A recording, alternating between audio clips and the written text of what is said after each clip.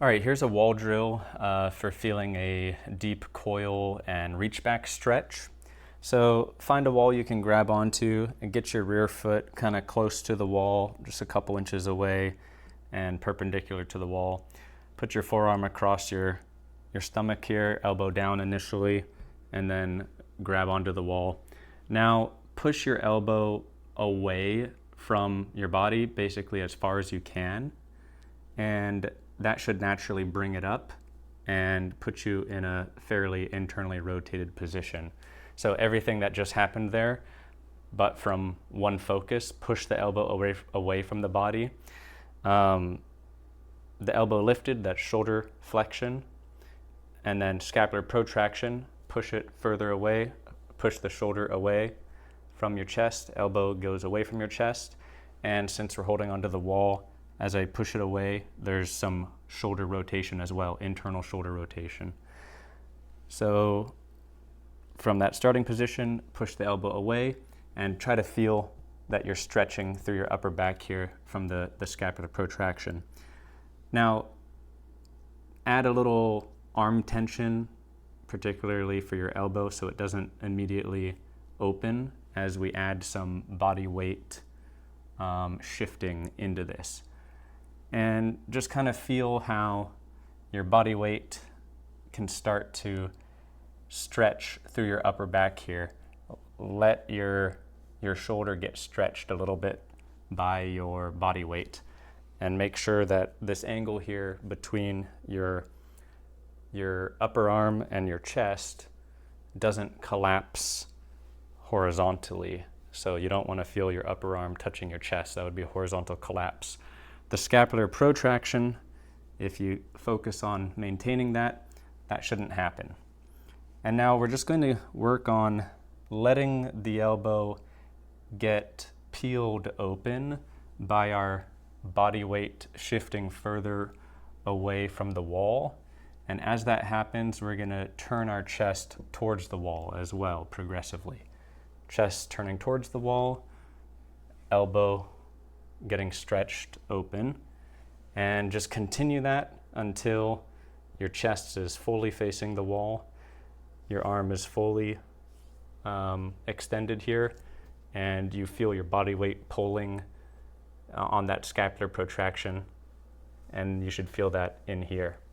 And notice how this just is going to sync up with the reach back finishing, the coiling finishing, and the brace foot landing stretched out here.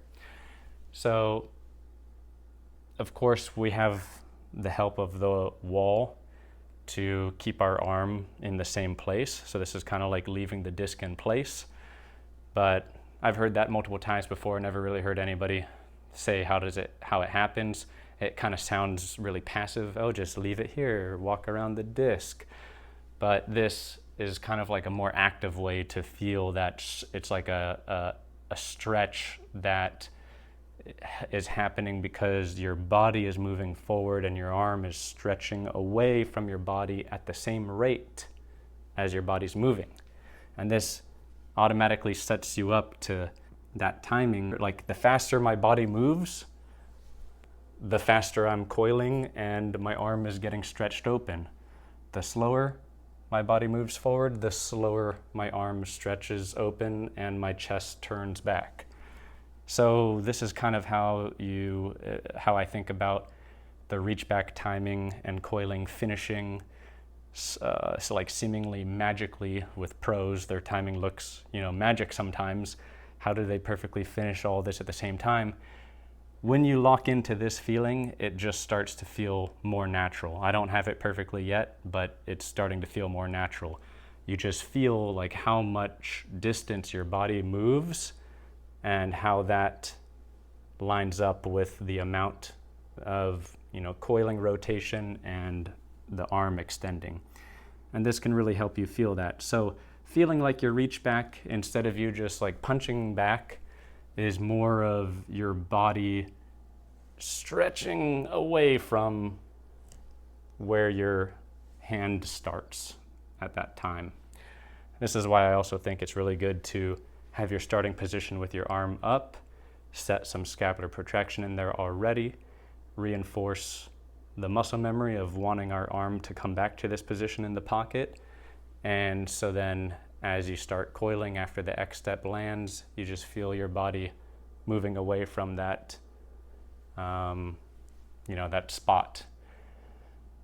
Okay, the other thing to feel here when you're doing this is keeping your body in between your legs. That should mostly happen automatically when doing this because we're being helped by this wall staying in place and we're kind of leaning away this way. And this should also help you feel how you can get a really deep reach back stretch and coil without leaning backwards too much. We want to keep our body more in between our legs. So you have to learn how to stretch your arm and your reach back without leaning too much, which is tough to do because if I want to grab this thing here, the easiest way to do it is to lean my body and stretch my arm. But we have to kind of feel like we're only twisting and stretching without leaning too much. So try to lock into that feeling as well. The other thing to try as you get this feeling is once you get to the full reach back and coil with your chest facing back here, my chest is facing 180 degrees from where I'm throwing. So 12 o'clock is where I'm throwing. So now my chest is facing 6 o'clock. Now from this position, you can try to turn your chest even more back. So now my chest is facing more like 4:35 o'clock. And it still feels like my arm is aligned with where I'm throwing here naturally because it's staying anchored here. But what's actually happening when I do this, if I go back to chest facing 6 o'clock and I freeze my arm in this position, and now I just turn towards you, you can see it's mostly a 90-degree angle here. But if I coil even further into this chest facing even further away than 6 o'clock and I let go of my arm, try to freeze it in place as I turn to you, you can now see this is much wider than 90 degrees. So because my chest turned further away from my target, but my arm was staying in the same spot, they moved away from each other further.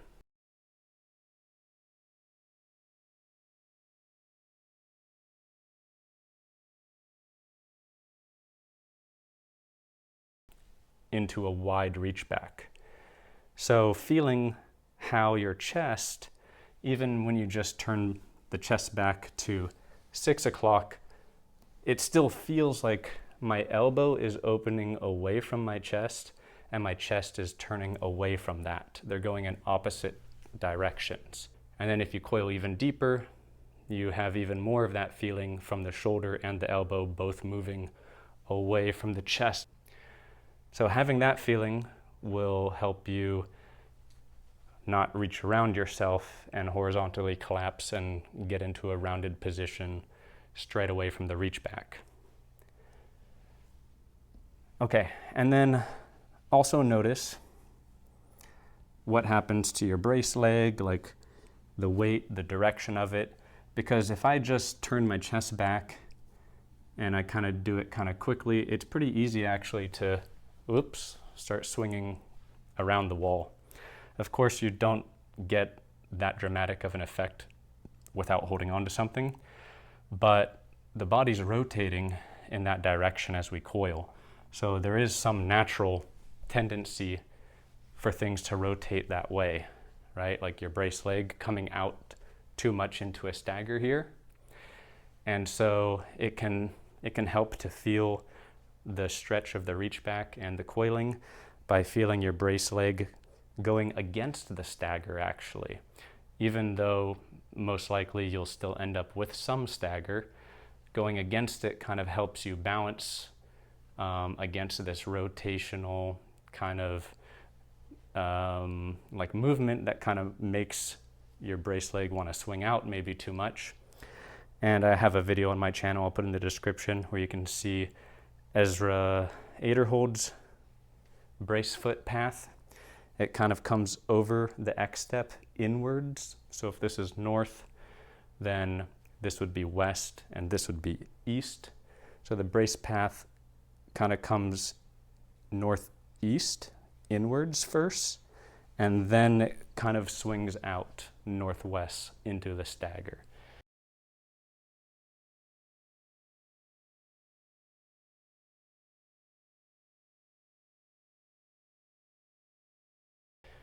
So you can feel that a little bit, play around with feeling that, which way your brace is going. If I go straight out into a stagger, I feel like I'm kind of being pulled too much in that direction.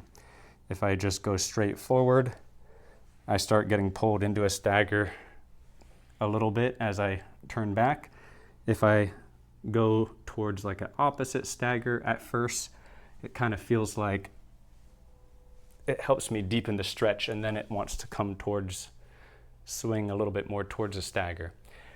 And then also notice if I go into the deepest, turning my chest beyond 6 o'clock, my brace foot gets turned more and more backward.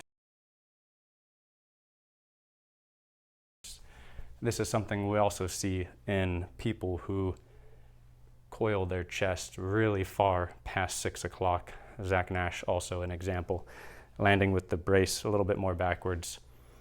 I'm not necessarily saying you should try to do it to that degree, but just pointing out things that I've observed before and can be interesting to feel, especially if your brace is, you know, way too open, and then maybe feeling this kind of stuff, how coiling naturally kind of makes, coiling and stretching like this naturally kind of makes your brace want to turn backwards a little bit. If you're somebody who keeps looking forward, if I'm throwing this way, and reaches around yourself and doesn't really turn your chest back very far, then you can also feel some of breaking that habit while doing this.